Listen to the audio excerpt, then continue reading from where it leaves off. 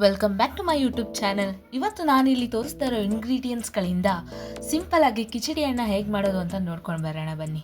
ಮೊದಲಿಗೆ ಇಲ್ಲಿರೋ ಎಲ್ಲ ಇಂಗ್ರೀಡಿಯೆಂಟ್ಸ್ಗಳನ್ನು ಮಿಕ್ಸಿಗೆ ಹಾಕಿ ರುಣ್ಣಿಗೆ ರುಬ್ಕೊಳ್ಳಿ.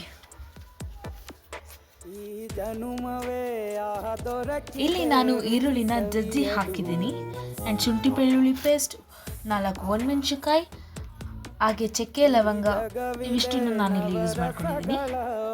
ಅದಕ್ಕೆ ಇವಾಗ ಒಂದು ಅರ್ಧ ಕಪ್ ತೆಂಗಿನ ತುರಿನ ತಗೊಂಡಿದ್ದೀನಿ.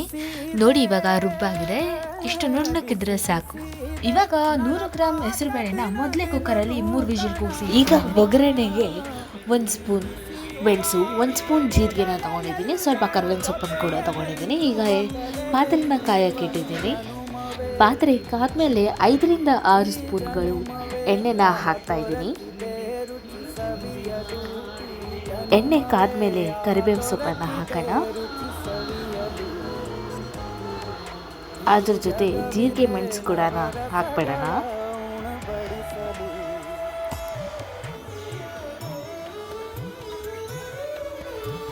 ಈಗ ಆಗಲೇ ರುಬ್ಬಿಟ್ಕೊಂಡಿರೋ ಮಸಾಲೆನ ಒಗ್ಗರಣೆಗೆ ಆ್ಯಡ್ ಮಾಡೋಣ.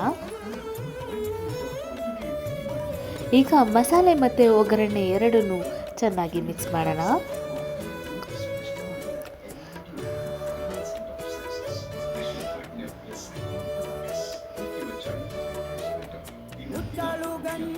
ಈಗ ಒಗ್ಗರಣೆನ ಸಣ್ಣ ಉರಿಲಿ ಬೇಯಕ್ಕೆ ಬಿಡೋಣ. ಈಗ ಒಗ್ಗರಣೆ ಸಣ್ಣಕ್ಕೆ ಕುದೀತಾ ಇದೆ. ಈಗ ಒಗ್ಗರಣೆನ ಸ್ವಲ್ಪ ಫ್ರೈ ಮಾಡೋಣ.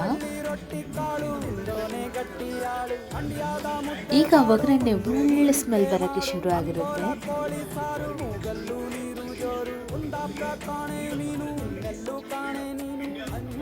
ನೋಡಿ, ಒಗ್ಗರಣೆ ಚೆನ್ನಾಗಿ ಕುದೀತಾ ಇದೆ.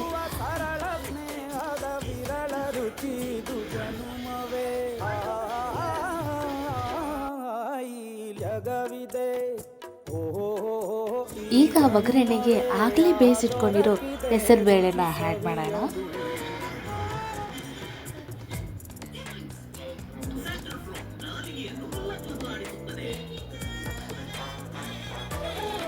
ಈಗ ಒಗ್ಗರಣೆಗೆ ಹಾಕಿದ ಮಸಾಲೆ ಮತ್ತು ಹೆಸರುಬೇಳೆ ಎರಡನ್ನೂ ಮಿಕ್ಸ್ ಮಾಡೋಣ.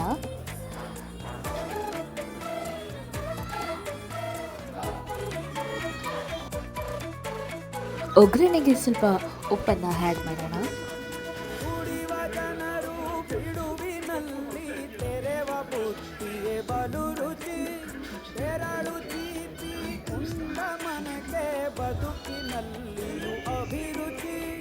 ಮಾವಿನಕಾಯಿ ಚಿತ್ರಾನ್ನ ಮೈಸೂರಲ್ಲಿ ತಿಂದೋನ್ ಜಾಣ, ಮನೆಗೆಷ್ಟೇ ನೆಂಟ್ರು ಬರಲಿ ಮಲ್ನಾಡಲ್ ತಾಜಾ ತಂಬಳಿ, ದಾವಣಗೆರೆ ಬೆಣ್ಣೆ ದೋಸೆ ಈರೂರಲ್ಲಿ ತಿನ್ನೋ ಆಸೆ. ನೋಡಿ, ಈಗ ಇದು ಸಣ್ಣಕ್ಕೆ ಕುದಿಯೋಕ್ಕೆ ಶುರುವಾಗಿದೆ. ಇವಾಗ ಮಸಾಲೆಗೆ 6 ಲೋಟ ನೀರನ್ನು ಹಾಕ್ತಾ ಇದ್ದೀನಿ. ನಾನಿಲ್ಲಿ ಸಣ್ಣಕ್ಕಿನ ತೊಗೊಂಡಿದ್ದೀನಿ. ನೀವು ಯಾವ ಅಕ್ಕಿ ಬೇಕಾದ್ರೂ ಹಾಕಿ ಅನ್ನನ ಮಾಡ್ಬೋದು. ನೀವು ಎಷ್ಟು ಅಕ್ಕಿ ತೊಗೋತೀರಾ ಅಷ್ಟು ನೀರನ್ನು ಹಾಕಿ. ಇವಾಗ ಒಗ್ಗರಣೆ ಚೆನ್ನಾಗಿ ಕುದಿತಾ ಇದೆ. ಇವಾಗ ನಾನು ಒಗ್ಗರಣೆಗೆ ಅಕ್ಕಿನ ಸೇರಿಸ್ತಾ ಇದ್ದೀನಿ.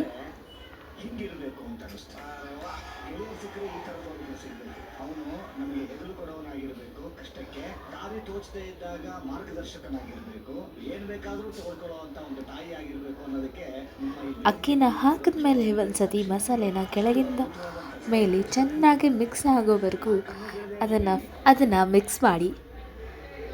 ಮಿಕ್ಸ್ ಮಾಡಿದ್ದೆಲ್ಲ ಆದಮೇಲೆ ಅದಕ್ಕೆ ಒಂದು ಸಣ್ಣ ಪ್ಲೇಟನ್ನು ಮುಚ್ಚಿಡಿ.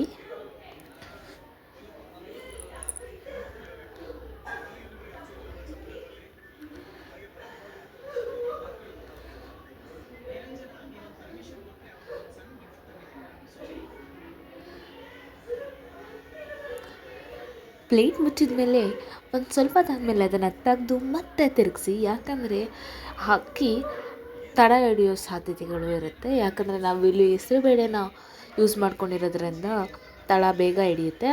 ಅದಕ್ಕೆ ಅಂತ ನಾನು ಅನ್ನ ಆಗೋ ಇನ್ನು 5 ನಿಮಿಷ ಇದೆ ಅನ್ನುವಾಗ ಅದನ್ನು ಪಂಗಕ್ಕಿಡ್ತಾರೆ ಅಂತಾರಲ್ವ, ಆ ಟೈಮಲ್ಲಿ ಅದರ ಕೆಳಗಡೆ ಒಂದು ತವಾನ ಇಟ್ಟು ಗ್ಯಾಸ್ ಆನ್ ಮಾಡಿ ಬಿಟ್ಟಿರ್ತೀನಿ. ಯಾಕಂದರೆ ಇದರಿಂದ ಅಡುಗೆ ಸೀದೋಗಲ್ಲ. ಬೇಕಾದರೆ ನೀವು ಒಂದು ಸತಿ ಮನೇಲಿ ಟ್ರೈ ಮಾಡಿ ನೋಡಿ. ಮತ್ತೆ ಪ್ಲೇಟನ್ನು ಮುಚ್ಚೋಣ.